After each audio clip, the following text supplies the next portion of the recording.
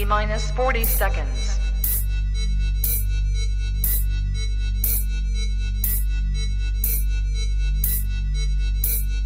T minus 30 seconds.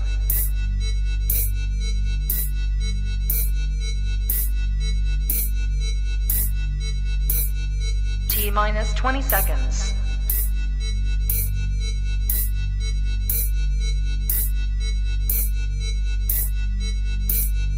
Ten, 9, 8, 7, 6, 5, 4, 3, 2, 1, 0.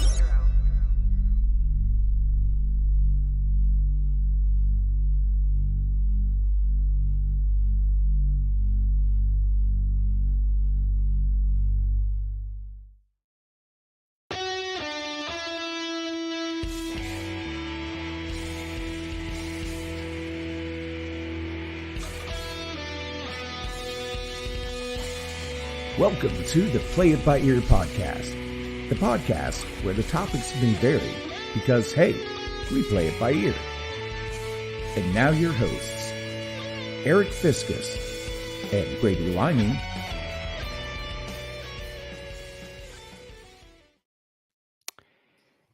Episode 118 of the Play It By Ear podcast. Brady Liming is with us. I am. Hello all. And I'm Eric Fiskus. We are your hosts. Lucky you. Welcome to Fantasy Island. So there's a new Fantasy Island. Do you ever see it? I'm a Fantasy Island fan from the 70s and 80s. I like this new idea. I have not watched it. But I can only imagine, because keep in mind, Fantasy Island was made in the 70s and the 80s, so it was still playing by code. They couldn't get too vulgar or crass. Right. I imagine that Fantasy Island, this new iteration, I'm only assuming that it's probably a little bit randy. Yes. You know what was frightening to me? Roddy McDowall is the devil. That was frightening. Roddy McDowall is the devil. And Rourke was God. Yeah. It was definitely an unusual show. That, to be honest, I liked the opening sequence, but as a kid, I really didn't get it. I just knew I kind of wanted to, be on the island. Yeah, just kind of be in there for the beginning and have Hervé Villechaize yell, the plane. So what about when did they kick him off the show or did he leave? And then they brought in Mr. Belvedere. Do you remember that? I do not, because I would not have thought it was Mr. Belvedere. Because it wasn't Mr. Belvedere yet. Yeah, exactly. I do understand. I mean, I know that they were kind of Hervé Villechaize was kind of in a bind because they did sign him to a short contract. And oil. Sorry, guys. Oh. Anyway, moving on. Hello, Savannah. Savannah is here. Maxwell's with us. Maxwell. Mrs. Wilson. Miss Wilson. I got to see Miss Wilson yesterday. So wonderful as always. I was trying to have her do, I hadn't ran this by her yet, but she is sponsoring Drama Club. So I was thinking maybe, just maybe, she could have them do the origin story of Play It By Ear on stage. That would be interesting. Play It By Ear, the musical. Yeah, that would definitely be interesting. All right. As I said, episode 118. If you've not been here before, me and my compatriot, Mr. Liming, each have a topic that we bring to the table. Do I even say that? I'm not even setting my 20-minute clock anymore. It's like I'm not even going to say it. We'll just talk the topic until it's done. I mean, we will flog it until it has prone and can't be resuscitated. Exactly. All right. So we will go in the order in which we are on the screen. Brady will go first. I will go second. Who's going to play Buttle the Cat? I don't know. That would be who would play Buttle the Cat and play it by ear the musical? Depends on the day, Maxwell. I would choose the actor or actress to play Buttle, and it would just depend on the day. Cat Turd will play Buttle the Cat. What? Oh, the Twitter person. Yeah, the Twitter person. Oh, Yeah. I don't go to school with anybody named Cat Turd. What are you talking about? The Twitter feline. What was this? You got in trouble for watching the podcast during class? Come on. Now, Maxwell, we can't be having that happen. Wait, we can't condone this not paying attention in class stuff. Yes, we would not be worth our sodium chloride. On top of the fact, I'm sure your ELA teacher would not find us grammatically correct in the least. So that's probably a bad thing too. All right. Fix that, Maxwell. Fix that. All right. So again, Brady has a topic. I have a topic. Brady goes first. Remember, before we start, visit our website, www.playbyyourpodcast.com. We will discuss said website here again shortly. Brady, we were discussing a few choices in topics. Yes, we were. And you said you were going to think about it during the theme and the countdown and our opening. So, what did you arrive at? So, if this was played by ear the musical, inspiration do I seek? But I'll start singing the dialogue. Miss Wilson, I hope you're writing this down. No, I'm sorry. So, after so much back and forth, I have decided to go with the music route, and we are going to do. This is from what's the name of this website? Oh, Domesticated Companion, which sounds like an insult. So I say, put that away, Domesticated Companion. See how that goes over. See what gets thrown at you after you say I will be the feral companion. Thank you very much. or is it in regard to an animal? Animals can be domesticated, right? That is true. That is true. Hey, it could be a pet site. That's why you get paid the big bucks, Eric. But anyway, my topic after we get thank you, domesticatedcompanion.com for their list. Turn it down, please. Here are the most annoying pop songs ever. Now, we have done in the past where your humble hosts, Eric and Todd and I, we talked about like the music, what music would be on a loop if we were in hell. And we did personal, songs and dislikes and quirks about our music taste. But this one is from a list because I kind of wanted other people's opinion, because sometimes my music taste, and sure as heck Eric's music taste, doesn't exactly jibe with the status quo. That's fact. To me, music is like fine wine. It has to age about 25 years before it's any good. But continue. So anyway, I do have to respond to Miss Wilson. She said, will we do a cameo in the musical? Well, I will tell you who I will be and play it by ear in the musical. So when I'm sitting there singing about if I'm in class and I'm thinking out loud to myself what the topic is going to be, I will play Maxwell, who is listening to our podcast in language arts in class. So that begs a question. Now we're going off on a lupine diversion here. No. So, nay. Miss Wilson, you were an English language arts teacher. What if someone were listening to an outstanding podcast such as this one during your class? Would you write that said student up, or would you commend said student for having great taste? Or both.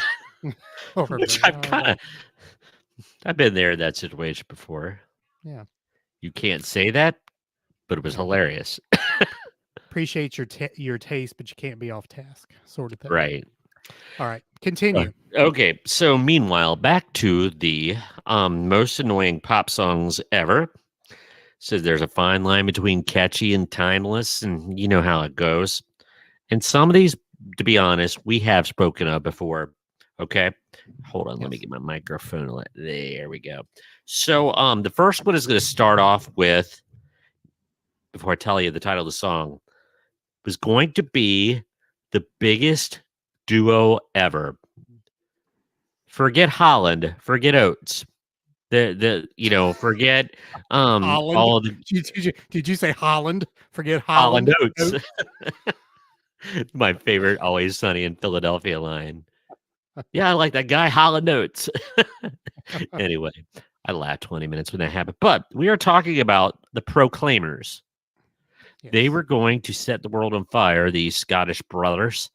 And of course, their song is I'm gonna be, and in parenthesis, 500 miles. I would walk 500 miles. Yeah, which is a catchy song. Catchy song. In the band, I played this song for probably 17 of the 18 years that we existed. So it's not as bad as I Love Rock and Roll, where I want to never hear it again. But, you know, it's a little bit more fun to play. But it's one of those songs, but a lot of people find it annoying. Imagine that. I could see that. I can see that. And just kind of makes you want to bounce and march. Oh yeah, see that's my problem. Whenever the song comes on, it's not the music. I immediately go into body gyrations that I can't control because I want to do the second grade we are marching to Pretoria march. But yeah, I will grant them that it might be a little bit annoying. So to you, I mean, do you think it's annoying? But I mean, what would be annoying about it to you? I think that if it was on loop or you heard it a lot, just the herky jerky and and I think you would find your speech patterns in your walking syncing up with the music. Could you please put this? Could you please put the copy here? And it would, it would like bleed into what you were doing. So right. Okay, so question then: is the song more annoying if you have to watch the video as well? Sometimes, depending on the song, being an MTV era kid, sometimes that's what pops into my head first. I don't normally hear it, but I see it. Right. So because I mean, let's face it, these two guys, I mean, they were bespectacled. They were not.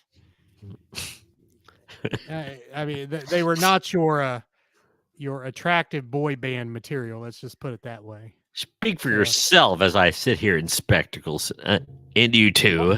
Me too, but I mean, I know what I'm getting. And if I were on a music video, I would say, well, I'm getting contacts for the day. I think that was part of their shtick, part of their brand, right? But this next song on the list has a little bit of Brady trivia involved, where it is the first song I ever karaoke'd in public. And it is a song by Barry Manilow, Copacabana. If you can see me, her name is Lola.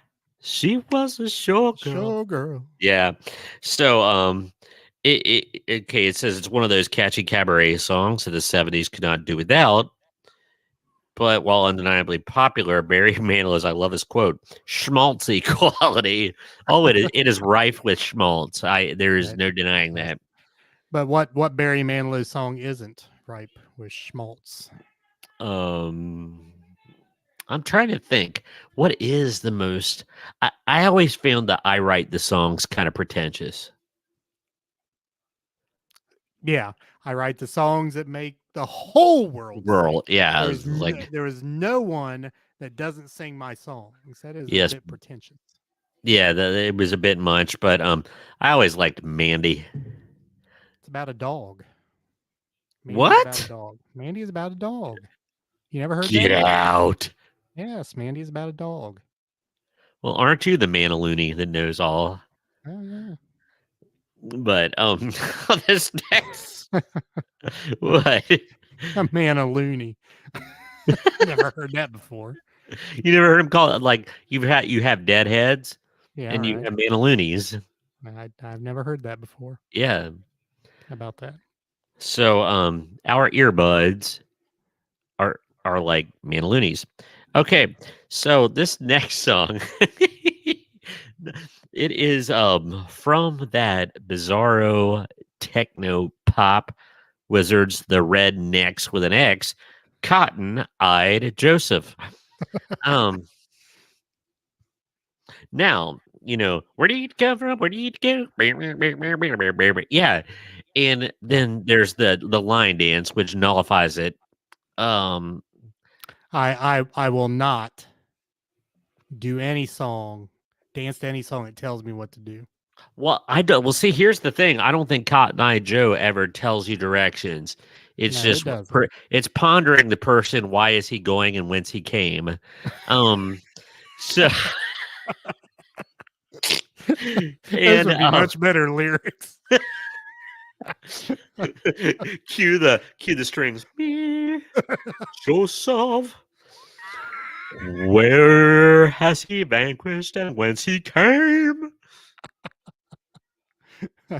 That fiber optic Joseph. Anyway, so but the thing I'm laughing about, Eric, you and I were treated to knowing Cotton Eye Joe before it was the techno version, because our friend Doug had a 45 vinyl of Cotton Eye Joe. That is correct.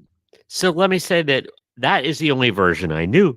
And when I had some wee students say, "Hey, can we put on Cotton Eye Joe?" and I'm like horrified because the version that we heard was a square dancey kind of thing. Right. And the where did he come from, all that kind of stuff didn't exist. And apologies, I have to say it. And the lyrics were, "What's that smell?" And then the crowd would yell bovine feces. So, but not bovine feces. Yeah. So, what's that smell? Bowls and pile of what? Bowls. All the hell you see. Ding, ding, ding, ding, ding, ding. But anyway, and I thought the kids are gonna, as soon as I put that on, they'd be screaming about bovine feces. But no, it's this: where did it come from? Where did it go?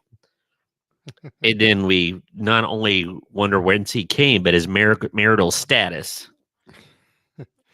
So I got a few comments here. Oh yeah. All right, Miss Wilson, you make me think of Devo with their flower pot hats. Indeed. Oh, Devo's awesome. From Akron, Ohio. Mark Mothersbaugh. Mothersbaugh from Akron, Ohio. Yep. Miss Wilson, by the way, Barry didn't actually write that song. Get out. So how much That's ironic. How much more pretentious is that? He wrote the song. Or that guy wrote the song. All right. I like Maxwell. Joseph of Cotton. Maxwell is one of us. Yeah, unfortunately. Oh. Poor kid. All right. Continue. All right. The next one, talk about loungy. The lover from Scotland, or what? Excuse me, Wales. Tom Jones with "What's New, Pussycat?" What's new? And now it's just, if you know anything about Tom Jones, he was famous for his tightly coiffed net fro. Correct. And the tightest possible double knit slacks that a man could wear that basically displays all of Tom's Jones. And and he was known for, being able to shake his posterior. Tom's John Thomas. But like actually we reference Ricky Cobb in the 70 Super 70 Sports. There was this photo of Tom Jones. You'll have to Google it. And he's like, "I've come to dress like a Civil War general and woo ladies. And it was this ridiculous get up. So it looked like he looked like General Lee from the waist up, and Paul Stanley from Kiss from the waist down, like these painted on leggings. Anyway, so are you bouncing around this list? Because a little bit. Pull it up. A little bit. I'm doing some greatest hits, then I'll go hit the second layer. There's a method to my madness. Okay. Continue. In one of the songs, this one's very annoying. Okay, I can relate. Believe by Tur, otherwise known as Cher. But Believe is one of the songs. It was a huge single in 1999. And one of the first songs to feature auto-tune on steroids as a vocal effect. Yes. It's like, where Cher's like, it's gonna take and do you believe and things going on. So that was pretty annoying. South Park made some pretty good fun to that song.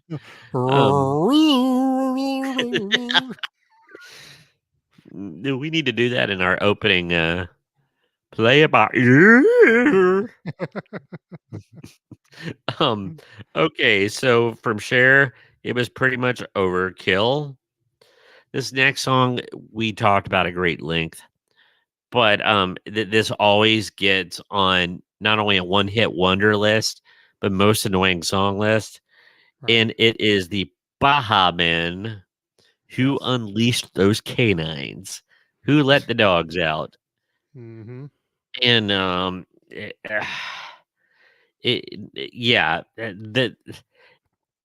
it was catchy for a few seconds. Yes. But wow, what a thin bit of gruel to make a meal out of. Like, what? There's not much there. You know what I mean? Correct.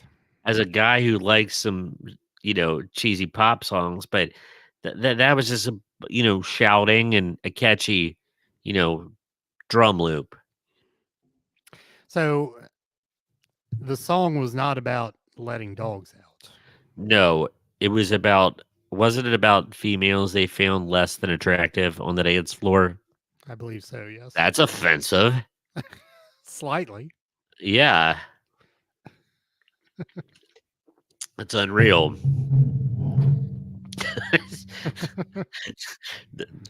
Wow.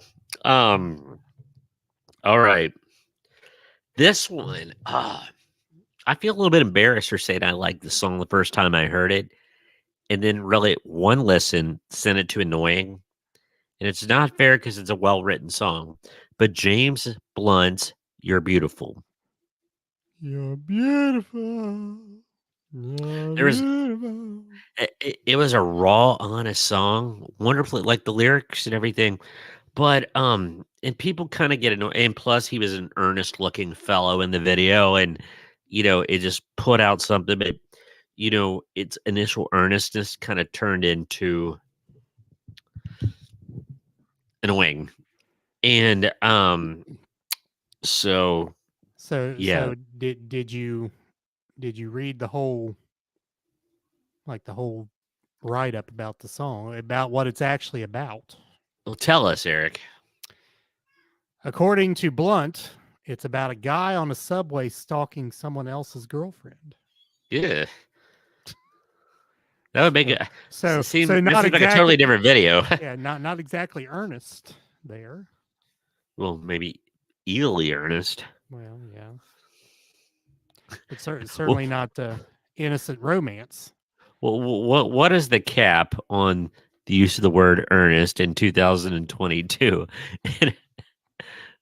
No cap. Yeah, we brought it back. Okay.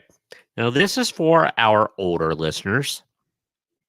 And I remember because I was a wee lad of about 5, 6 tops when this was out.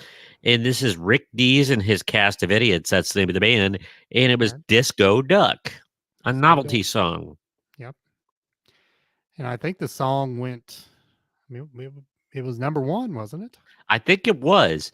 It was the novelty song that took off. And his parody song, you know, it lasted for an entire week. It was a disco ditty. And but yeah, it actually made it. It started out as a joke and a novelty. Yeah. But now see, I always get confused. And Eric, I know you had this on LP record, but I have a hard time reading Disco Duck. But all I can think of is Macho Duck, Macho. Yes. The Disney disco thing that you had. It was, yes. Yeah, that was the Disney parody. Well, I don't know if you call them parodies or kid versions of. That was kind of the kid version of Disco Duck. And I mean, there were some other different songs on that album. I had thought of that album in probably 40 years, and then you brought it up. Yeah. Interesting. Yeah. So I just, because that's what I always think of. But anyway, yeah, Disco Duck, it certainly is annoying because I have about a 30-second shelf life with disco songs. Yeah. And then when you add the novelty factor to it, it gets, yeah, I get it. All right. So before we go on, I got 3 Miss Wilson comments here. She says, Tom Jones had a great voice. Apparently, Tom Jones had some other powers too. The Welsh wooer. Certain garments always ended up on stage, apparently, in Tom Jones shows. Certain garments worn by females ended up on stage. Miss Wilson, I always think of Buffy the Vampire Slayer's demon roommate who had Shares Believe on repeat, so apparently the demons enjoyed it. That's true. That would make sense. She also says, I hated You're Beautiful, and one of my students used to sing it to me whenever he saw me, be it in the classroom, the hallway, or whatever. Did he sing it to you because he knew you hated it, or is there some other motive there? Yeah, both annoying tunes, which this next one, I'm ready to guffaw. Okay, so this isn't fair, and I think it's trendy. But this song is Photograph by Nickelback. Nickelback is a very polarizing band.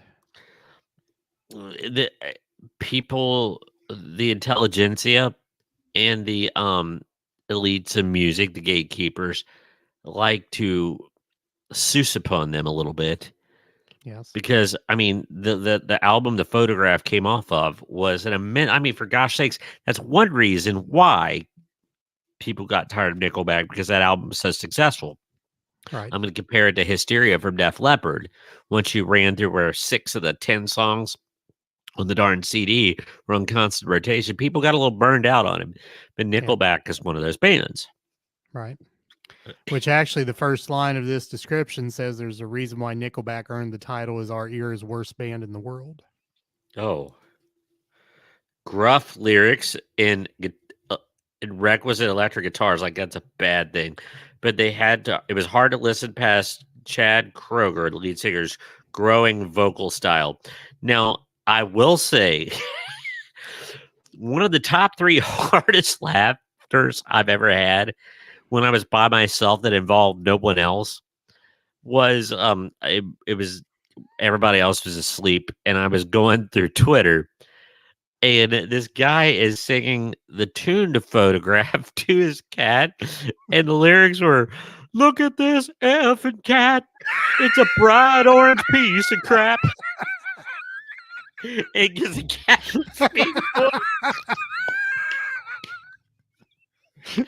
and what was funny, you'll have to Google it, because when he's singing and strumming the guitar, the cat looks up at the guy in the camera like he's really like offended.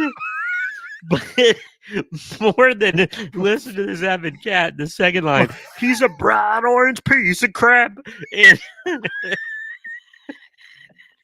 why is that so funny? He is. I was dying.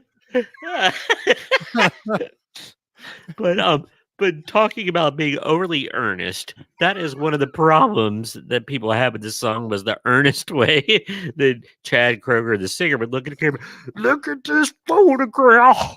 And then it's like, yeah. You're going to be singing that to Becky's cat. Look at this flippin' cat. Oh, yeah, I definitely will be. I'll Look sing it. where it took a crap. Oh, hey. Are you all right over there? Just barely. Whew. Oh, Andy. Okay, onward. Onward. My last bit about Chad Kroeger, and I don't like people ripping on somebody because they wrote a lot of songs that people liked. And I don't have a huge problem with Nickelback. I just got burned out on it, Anyway, there was this one meme where it shows this kid with chopsticks and he's eating ramen noodles, but instead of ramen noodles, it's actually Chad Kroeger's head because his hair looked like ramen noodles. You'll have to later on. You'll have to look for it. But now I take exception with this. People might not like the next song, but daggone it, Mbop by Hanson. Guilty pleasure. Guilty pleasure. What? I know that the lyrics are, if you call them that, are dumb, but daggone, what a catchy tune. It is catchy. Yep. Oh, so I could kind of go through that, Another one, yeah, this is annoying. And no, I'm not going to. Yeah, Justin Bieber was annoying, and it wasn't his fault exactly. He was made what he was. Yeah. And, but the baby, oh, it's catchy Pop Schmaltz, but, yeah, I see why it's annoying. Why people, especially the parents of the Utes, those 10-year-olds that had Bieber fever and probably heard that song on a loop. Let's see. Now here is one that I am going to cast dispersion on. One of my all-time favorite bands, The Police. Yes. Da got put on this list. Here we go. What? Are you waiting for my rant? I am waiting for your rant. Yeah. Like, stand back. Okay. Da. If that is what you were hung up on, the title, yes, that is the refrain. But if you, but you missed the point. This is a very heady song. It's a repetitive riff. But my favorite, very deep line: poets, priests, and politicians have words to think for their positions. Well, now, to be fair, I mean, the description says in the last sentence, yet if one stops to hear the lyrical genius of Sting and the lines in between, it's impossible not to admire the song. And that he said he had the nonsensical title to counteract the weight in the, commentary he was laying down. Well, see, I mean, to me, it seems like, okay, I've written this song and it's a little deep, but I have nothing else to put in the chorus. And it reminds me of A Horse with No Name. And that one line about being in the desert and seeing rocks and trees and clouds and things. Like there are things and things. I mean, you couldn't have done better than things. Well, that really clunked on you, didn't it? It did. It's like, I don't get it. I mean, surely if you'd spent that much time writing this deep song, you could have come up with something better. He should have said stuff. Yeah, right. Or I don't know, but bric-a-brac. Yeah. Bric-a-brac, firecrack, sis, boom, bop, Bugs Bunny, Bugs Bunny. Caught you. Oh my gosh. We are not serious people here. No, we're not. But yeah, the repetitive da. I kind of understand it, but I don't know if it belongs on the same list with Baby and Who Let the Dogs Out, you know? Yeah. Okay. I have heard people have some very averse reactions to this next one. But Ricky Martin's Livin' La Vida Loca. Yeah. I don't think that cross. I mean, now mind you, I wasn't listening to it all the time. But when it would come on, it's not like I would start hurling or anything. It's not my favorite listing thing, but hey, I don't know if it falls under annoying so much as overplayed. Yeah, there could be that. But yeah, I think those are two different things. There was a comedian or somebody said like, huh, so you're the crossover Spanish, but you forgot, like, you're going to sing the title and you know Spanish except for the word living. That's true. Yeah. And made me chuckle and think. So I do have that song to think, that infamous episode. Oh, geez. I should say episode. It's on an episode of Play It By Ear, but when our friend Damon stepped in cat poop at our friend Doug's yard, and it found its way to the basketball game in the car that we were traveling in, and it was, but this song was popular, I think. Would that happen but anyway, because all I could think of was I took out the words "Livin' La Vida Loca" to walk in the cat poop gauntlet. Walk in the cat poop gauntlet, and like seriously, that's what. It's stupid, yes, but that's what I think of.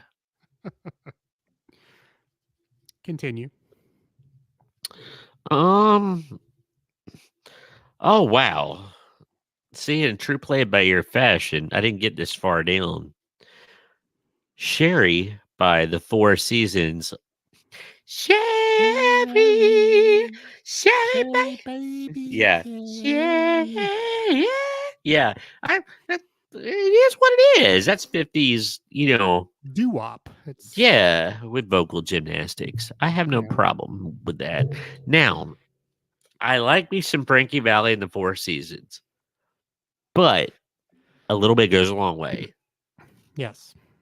So have you gotten on YouTube and watched Frankie Valli sing lately? No. So there's a big controversy, argument, whatever you want to call it, amongst fans of his work, that he lip syncs everything now in concert. I mean, the guy's 80 whatever years old. Mm-hmm. He's still out touring, and you watch him on YouTube, and in this song in particular, I mean, to hit those high notes and the guy's mouth opens like this far. But if you watch the movie Jersey Boy, that's the way the actor did it too. Like, that's actually how he turned his mouth into the instrument that can make that sound. That he like does this. Yeah. Not to be confused with Peter Cetera's dad. So I mean, you got Frankie Valli, like I said, who's 80 some years old, and you've got these back. I don't know if they're still. I don't know if there's the Four Seasons or whatever, but I mean, these guys are like, lower 30s and buff, and doing the doo-wop thing, and but I never found that song annoying. No, but I said, it is what it is. I mean, I can understand why one who would not appreciate that genre might think it's a little bit annoying, but okay. I'm not talking overplayed. I'm not talking heard it too much. It took me 3 times. Celine Dion's "My Heart Will Go On" is flippin' annoying.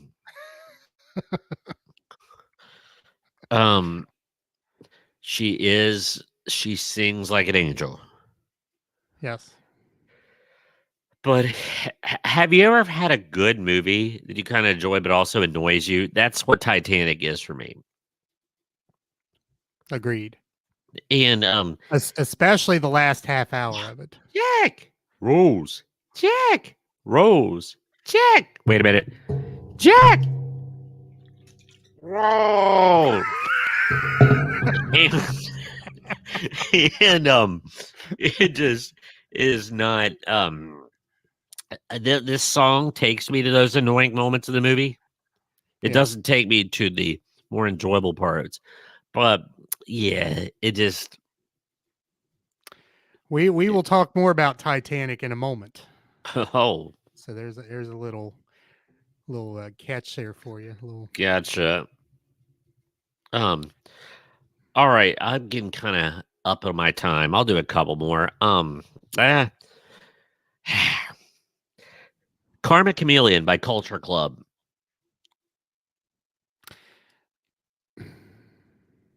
I like that song. Catchy. Yeah. But made no sense.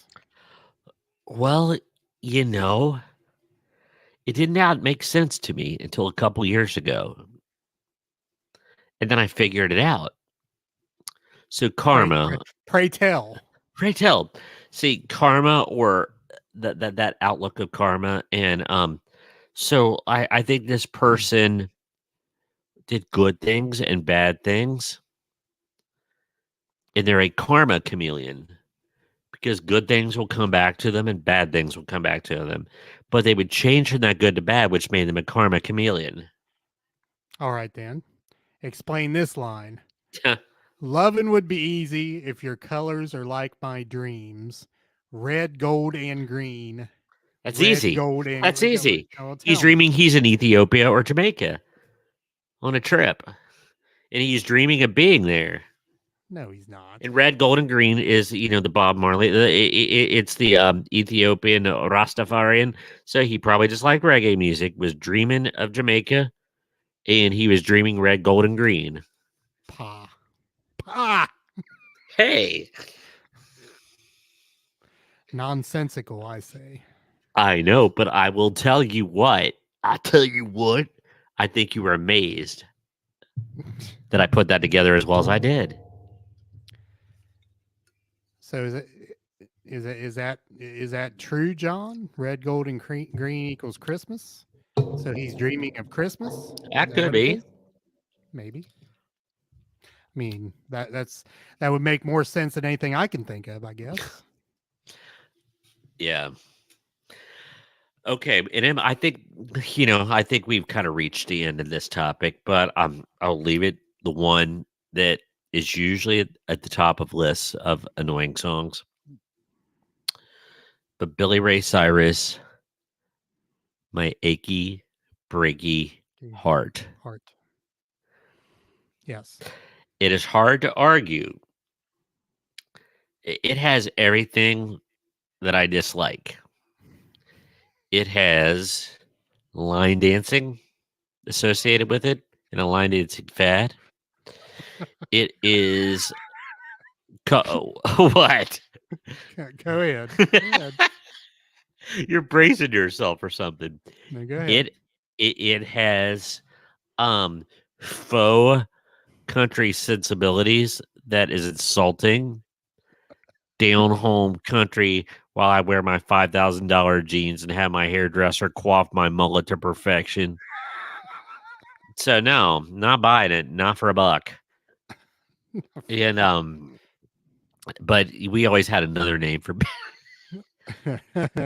Yes. Yeah. So anyway, but yeah, and there was also the fact, I wasn't even done ranting. And this isn't fair to say he's not talented. The man's acting in movies. He's writing songs. I just didn't particularly enjoy his music output, but the guy's got a lot of talent. But the packaged, the prepackaged, let's see what the country fans like. Okay, we're gonna get a Chippendales dancer, give them a mullet, put them in boots, and have them scoot in a line. So there we go.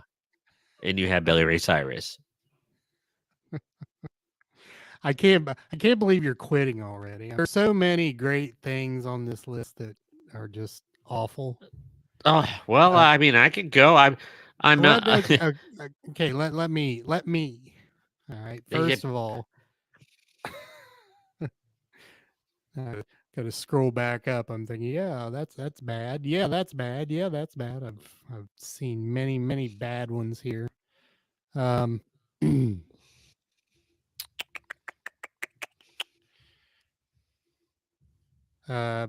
Macarena on this list. Now we've talked about the Macarena before, and your discovery of the Macarena before it was discovered here in this nation.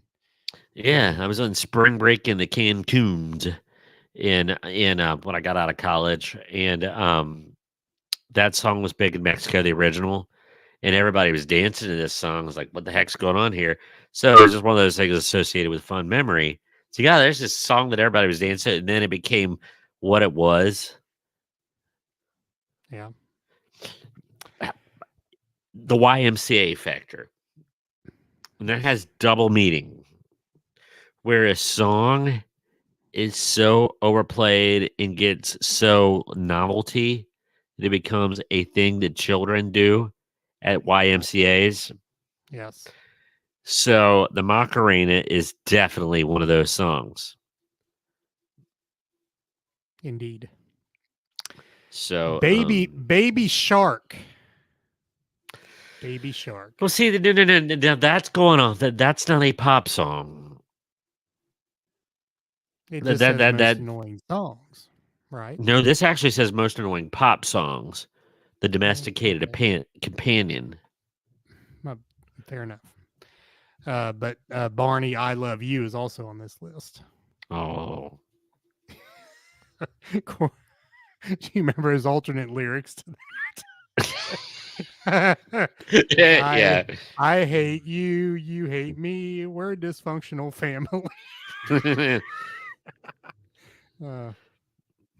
So so you had some up at the top, which I needed to talk about here.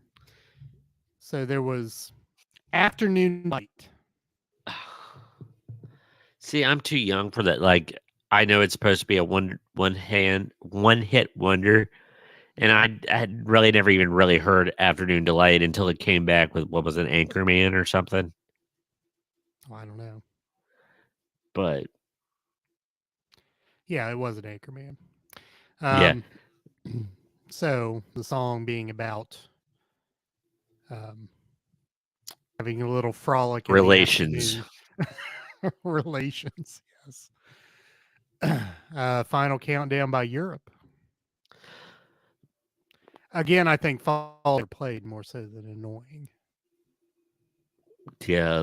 See, the thing that the people that knocked that song, and they must have all got the same, what do you call it, talking points. They say the bombastic Teutonic keyboard riff. Like trying to throw in some Nazi implications, and that bothers me. Really? Yeah. I never heard that. I've seen that term Teutonic mentioned a few times. How would that be? Well, I think they're saying it sounds like the music that Hitler's military parade, their patriotic Nazi songs I think had that effect. The serious reach. But the reason it's stuck in my mind is I've seen it more than once. So anyway, I don't get that, but okay. 9. 9. All right, so we may revisit that topic at some point. There's a lot there still to unwrap. Well, yeah, a lot of there. John, this Barney does not like Barney. All right. Once again, visit our website. If you'd like a T-shirt, go to the website. Click on. They're in my trunk. I'll deliver them. They're in the menu under store. Click on that. Click on the picture of the T-shirt at the bottom of the page, and you can have your very own play-by-ear soft tea. The velvety touch. Because that's the sound the velvety touch makes.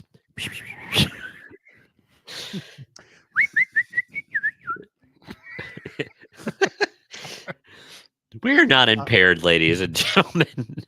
I think we got a case of the got a case of something. something. All right, so my turn. Yeah. So I told you we would talk about Titanic again here momentarily. So the topic is unbelievable fan theories about iconic movies. Now we have talked about this in regard to TV shows. We've had a topic with that prior to today, but now we're going to delve into some movie fan theory, and some of this really makes you think. I mean, it could be things that would make sense. All right, Eric, yes. I don't want to be like condescending to our audience here, but when we're thinking about fan theory, it's more than just a fan theory. Fan theory is a whole like subset genre, isn't it? Yeah, it is. Where extreme fans of a particular, movie, TV show, and they come up with these like really elaborate, they're more than just flittering thoughts. Yeah. Does that make? Yeah, they're like they have a lot of meat on the bone, so to speak. Yeah. I mean, they go into very detailed stories almost about where these movies and TV shows go. So I told you we would talk about Titanic, so we'll start with Titanic. So we know Titanic, Hollywood movie based upon the sinking of the real ship hitting an iceberg. But the people involved, for the most part, although I think it does mention some real people, the main characters are fictional. Fictional. Jack and Rose being the two, Leonardo DiCaprio and Kate Winslet. Nice. So Jack dies, sinks in the ocean. The boat ocean. sinks. Yeah. Spoiler alert. Yeah, right. All right. So some fans believe that Jack really was not on the ship and he was just Rose's imaginary friend. Does it cite some evidence for this? Rose was so unhappy in her relationship with, what was his name? Cal? Billy Zane. But Billy Zane was the actor. Yeah. I think Cal was the name of the character. So unhappy with that relationship and unhappy with her privileged life that she created this guy in her mind. So she could be slumming it. Yeah, right. Not privileged. Raw. Basically the antithesis of her own life. So proof of that, I mean, it doesn't really give any proof of that, but it is something to think about. It is. So she ends up in floating on the piece of wood there in the ocean, and Jack's holding on, and then she finally lets Jack go. I mean, could that be her letting go of this imaginary thing in her mind? I mean, she felt at that point she could reinvent her life. Yeah. Because everyone else involved in her unhappiness was gone, she thought. Although I think Cal ended up on a boat and he lived, but she could go reinvent herself. So now she could let Jack go and go on to New York and reinvent herself. Something to think about. It is, definitely. There's some sense to that. There's some sense to that. Okay, Shrek. Okay, we know about Shrek on the surface, animated movie, beloved. We're fans of Mike Myers. A lot of the characterizations in Shrek came about prior to, and So I Married an Axe Murderer. So we kind of saw the seeds of that being planted there back then. But looking at Donkey. So Donkey voiced by Eddie Murphy. Okay. So Donkey may have originated from Pinocchio.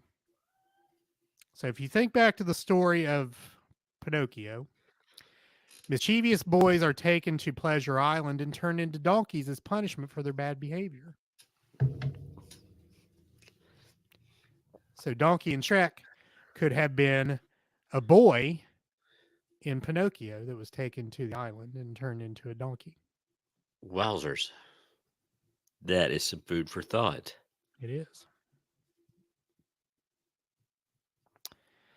All right. So next. Now there are some other things on this list here. I'm only going to speak to the ones that I've actually seen and can, like there was a Harry Potter one. I've not seen any Harry Potter movies, but love the Harry Potter movies. You've not seen one of them? no, not one. You should. Yeah. Is it one of those things that it's not that you have a problem with it? You just haven't. It's not in my your not in my wheelhouse of wheelhouse, genres. Exactly. All right, so moving on to The Dark Knight, the origins of the Joker.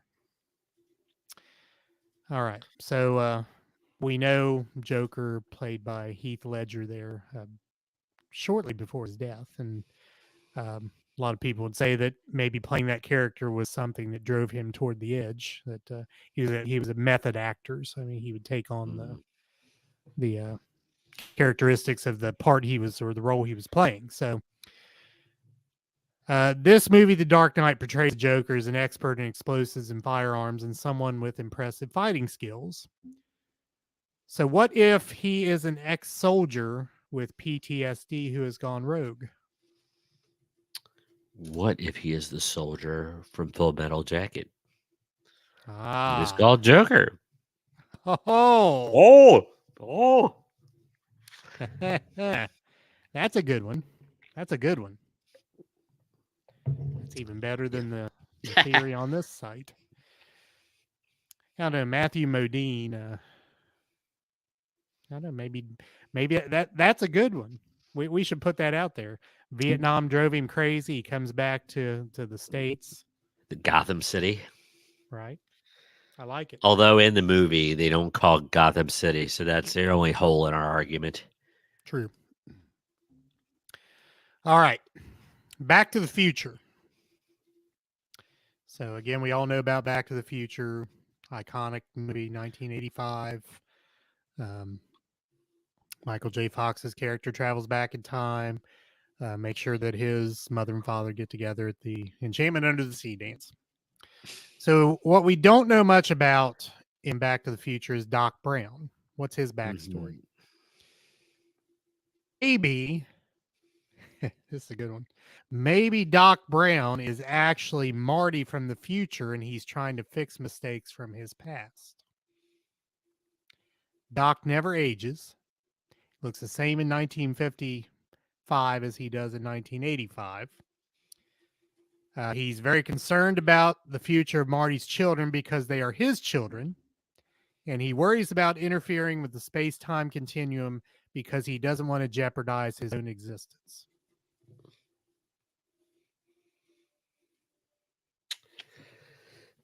I'm sure if I rewatched and got it fresh in my head, but right now that sounds pretty plausible and awesome. I only find one hole in that whole theory. When he goes back in Back to the Future 2 to 1955, he encounters himself. Oh, true. But one could argue that they just made the sequels because the first was successful, but in the original storytelling. Could be. Could be. Could be. All right. Blair Witch Project. Yeah. So, first of all, being truthful, when you first saw the Blair Witch Project, did you think it was a real thing? No, because I'd read the scuttlebutt on it. It was one of the first ones to make you think it was a real thing. And people who didn't read the papers or anything, read the papers, they might have missed it. True. All right. So again, that's a movie you never see. Like you don't see that like on the movie channels or anything. I mean, you just don't see it anymore. No, because people do it on YouTube all the time. Oh, is that what it is? Well, I mean, there's people make their own little things like that. True. Savannah says she slept through Blair Witch. So I guess you really were not intrigued by it at all. All right. So the three students who are investigating the Blair Witch get killed by the legend. All right. They say people who have this theory say instead it was an elaborate plan by Josh and Mike to kill Heather and get away with it. I don't know. Just reading it. I don't know about that one. Yeah. No, that's a little thin. That's real thin. Anorexic. All right. Grease. And we may have touched upon we've touched on this one, yes. Yeah. But we'll revisit it here just quickly. Now this one takes a little different bend to it because I think when we talked about it before, Sandy dies. She drowns. Yeah, she drowns in Australia, and all that was her heaven. Yeah, right. This particular theory says that the entire story of the movie is actually Sandy's coma fantasy. She actually she didn't die. She just went into a coma. But I mean, same idea, I guess. All right. Willy Wonka and the Chocolate Factory. Oh. Grandpa Joe. Okay, Grandpa Joe spends his days lying in bed ill, only to miraculously get better once his grandson Charlie wins the golden ticket. Then he makes Charlie sign the contract without reading it first. He even convinces Charlie to try the fizzy lifting drinks, which breaks Wonka's rules and nearly cost him his shot at winning the factory.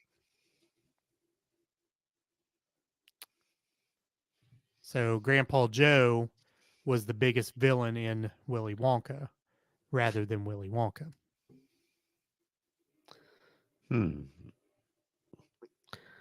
That even for all his niceness, he was kind of a scam artist. Self-serving. Yeah. All right.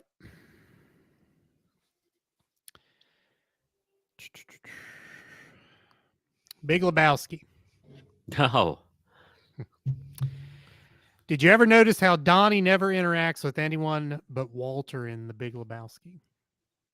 Even when he tries to say something to the dude, he's ignored. Also, Walter always tells him to be quiet. Again, maybe it's because Donnie isn't there. Donnie actually died in Vietnam. Walter couldn't cope with the death of his friend, so he just acted like he was still around. Even Steve Buscemi, who plays Donnie, approved the theory at one reunion by saying Donnie is just a figment of Walter's imagination. That's brilliant. It is brilliant. The Big Lebowski. I like the movie, but you talk about a cult movie. The people that love The Big Lebowski love The Big Lebowski. Yep. They feel about the way I feel about Dazed and Confused.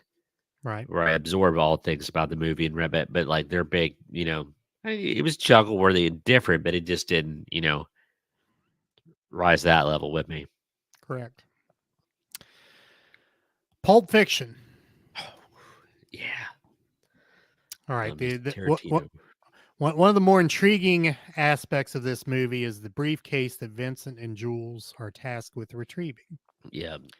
We never learned about anything regarding what is inside of it, except that it glows. Naturally, many theories about the contents of this briefcase exist. However, the most popular one argues that it contains the soul of Marcellus Wallace, the central antagonist of the movie. Marcellus sold his soul to the devil in exchange for becoming a successful gangster. The evidence for this is the briefcase's. How do you unlock the briefcase? What's the code? Do you remember? Not off the top of my head. 666. Oh, yeah. Yeah. Daggone, man. These are amazing. They are amazing. All right, Cinderella.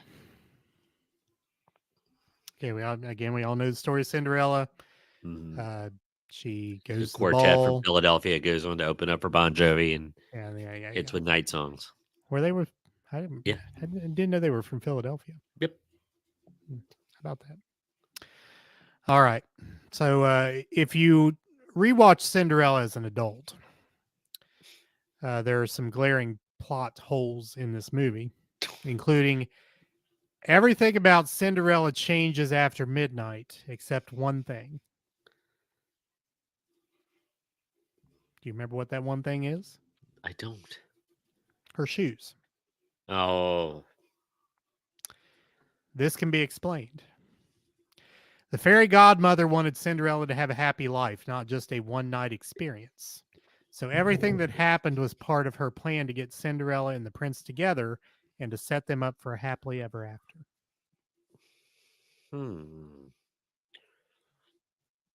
Intriguing. Mm-hmm. Wow. All right. Clueless and Legally Blonde.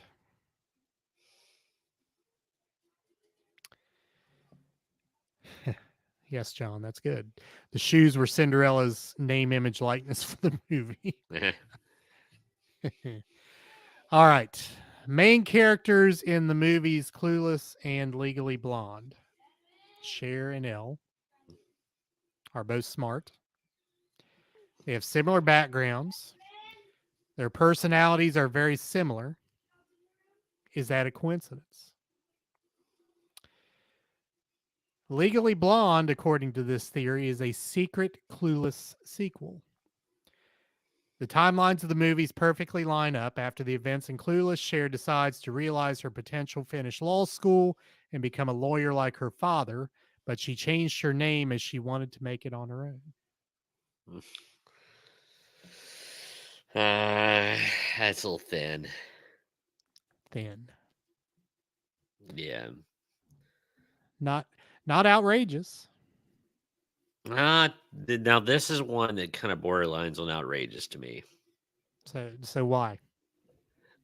Because Cher was the epitome of Southern California Beverly Hills girl, and Elle does not seem like that. Elle seems like East Coast aristocracy and society. Different vibe. That's The fair. California vibe and the East Coast vibe. That's fair. All right. The Addams Family.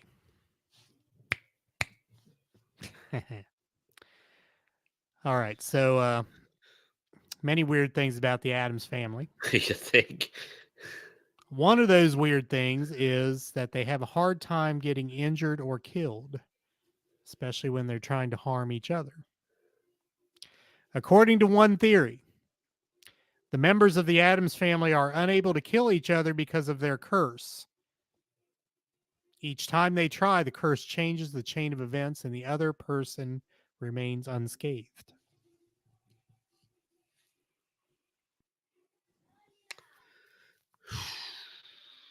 That's some deep thought, but I don't know if it doesn't sing to me.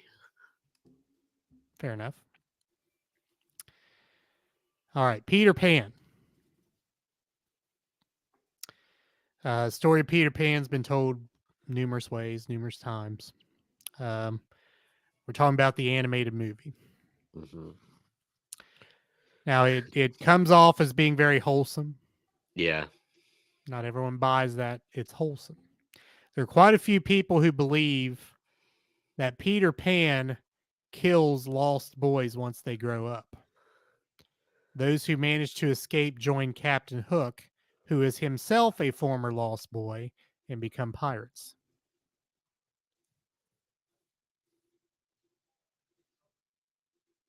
Just shut your mouth. I don't know. I no. No? I cannot accept that. Why not? It's too. Just messes with your. It does. That just seems like a parallel universe. Kind of. I'm not saying it's not very intelligent and well thought out, but Whoever thought of that, I probably don't want to invite them to my home. All right. Home Alone. Here we go. All right.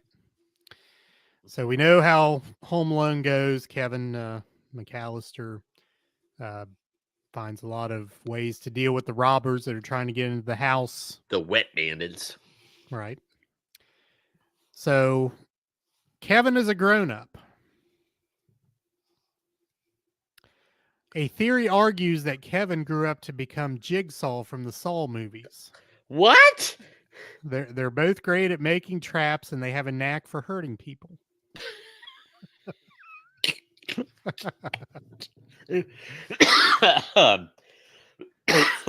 Sorry. That's like saying the Winnie the Pooh becomes that new movie coming out, Bear on Cocaine. Maybe so. That's a real movie. I messaged you guys about that last night. It's like, that's just so. It's based on a true story too. So like a plane crashes, some drug dealers, and Yogi gets a big old kilo of toot and goes on a rampage. And it's like so absurd. It's kind of like snakes on a plane. All right. This next one I think we may have talked about before. Ferris Bueller's Day Off. Ooh. All right. Yes, Sarah. So again, So again, yeah, we know the story. Ferris and Cameron and that his Cameron or Ferris's girlfriend all skip school and do what they do during that day. Go to Cubs games, parades, and whatnot. They ate pancreas. All right. So there's a theory that everything in this movie is Cameron's daydream. Now, that's not a stretch. He's just lying in his bed, imagining the whole thing. Ferris Bueller isn't real and is someone Cameron wishes he could be.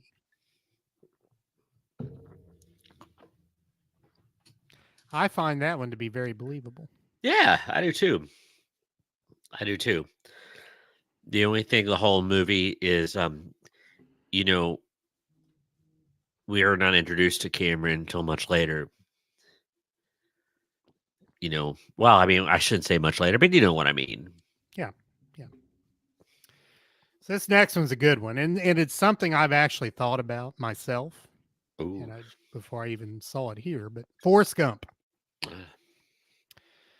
right, so we know how Forrest Gump goes at the end of the movie. Forrest Gump meets Jenny once again. Jenny has a child.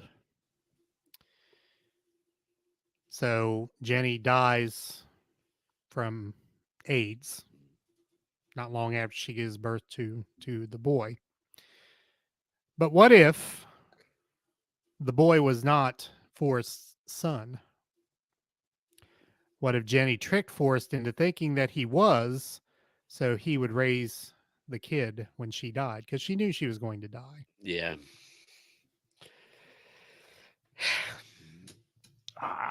I've seen many, I don't even want to call them fan theories, but a lot of comments where Jenny's a piece of work in a negative way. Yeah. And that's what made me think of that myself. We have no reason to trust Jenny. Jenny is not giving us any reason to trust her at all. Correct. So why would she tell the truth about that? True. But that's something I could probably,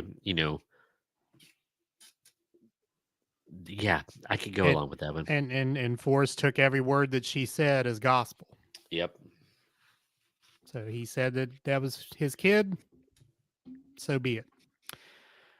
All right, here's one I haven't heard. This is good too. Wizard of Oz. Oh. Okay. So we know when Dorothy landed in Oz, she met Glinda, the Good Witch. Mm-hmm. And Glinda kind of set her on her way to Oz, trying to find her way back home to Kansas. So Glinda is seen as being, again, a good witch. However, Some fans believe that Glinda is the villain. Glinda wants to rule Oz and is using innocent Dorothy to do her dirty work.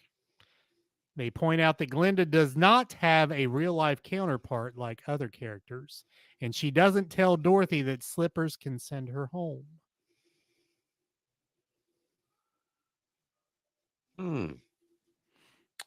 So Dorothy killed the Wicked Witch of the East, killed the Wicked Witch of the West, supplanted Oz from his perch. The coup d'etat. Who's left? Glinda.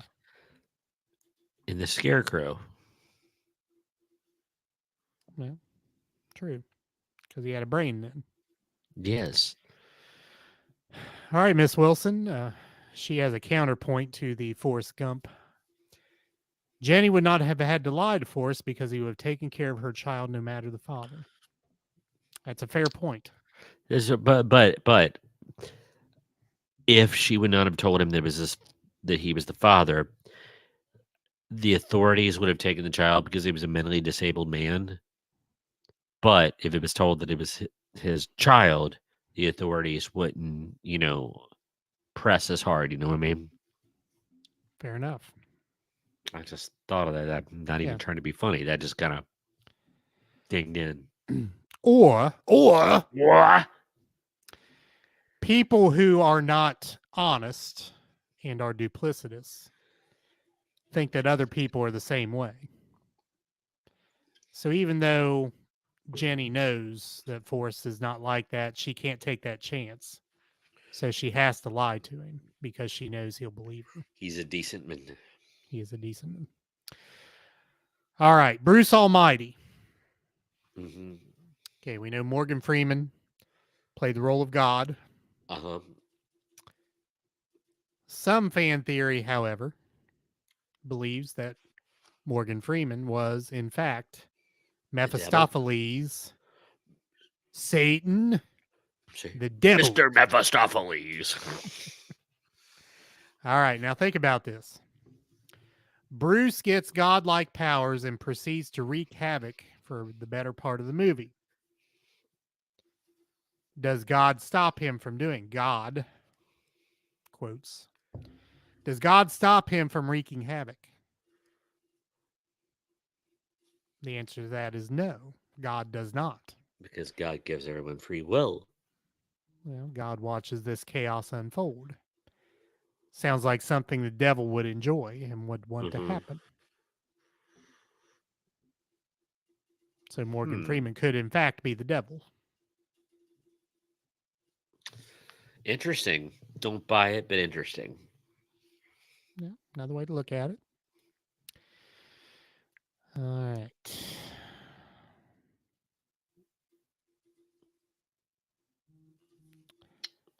Again, I'm trying. Okay. Groundhog Day. All right. Groundhog Day, we know is a movie with Bill Murray. He's caught in a time loop. So he goes to Puxatawney, Pennsylvania, ends up repeating Groundhog Day over and over and over again. Lives that same day repeatedly. We never find out why it happens or how it happens. Some believe that Ned Ryerson, so this guy, hey Phil, it's Ned. You remember that guy, that character? Yeah.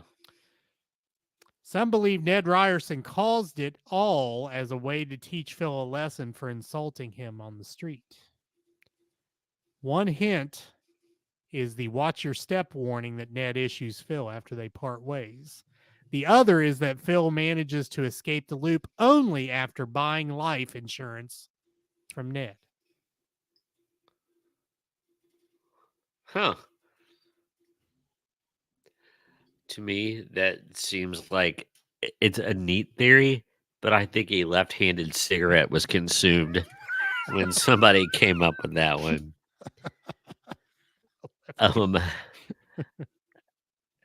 That seems like the musings of someone that is, had the devil's lettuce. So, I mean, do you think like the people who write these scripts see some of these theories and think, Man, that would work. Yeah, absolutely. I didn't think of that. Absolutely.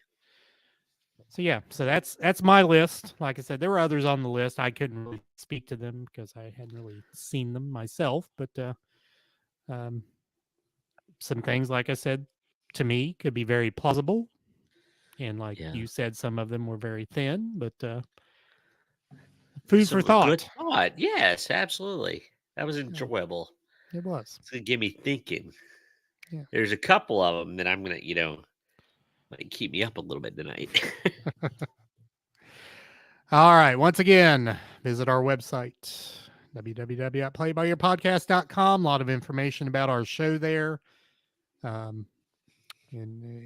including our isms, our dictionary of terms that we use on the show that you may not understand until you read said dictionary. Even though I don't eat it, I fixed the fam some harish tonight. Harish. Some fist. Fist. Does your house smell like fist? No, I did it in the air fryer for him, and so it kind of reduces the fishifunculus. Gotcha. All right, so that rounds out episode 118. Once again, the audio version of our podcast will come out Friday morning at 3 a.m. That can be found at our home site, anchor.fm. Also on Spotify, Apple Podcasts, Google Podcasts, iHeartRadio, and the iHeartRadio app, and most anywhere else you can find an audio podcast. By the way, if you look on Spotify, you can also find it on video there as well.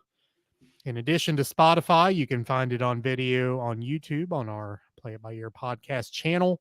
You can also find it on Twitch. Only archived there for a couple weeks. So got to watch it quick if you want to use that particular platform. Social media, we're on Facebook, Twitter, and Instagram. All those links are on our website at playitbyyourpodcast.com. If you'd like to interact via email, go to admin@playitbyyourpodcast.com. You can also leave a voice message for us. Click the link at your podcast provider. If you are on the iHeartRadio app, there's a microphone that says talk back. Click on that. You can leave us a voice message. We'll put it right into the audio podcast. Brady, anything else for the good of the order? No, sir. I think we're ready to pull this wagon out of the station. All righty then. Join us next week for episode 119. Take us out. Good night.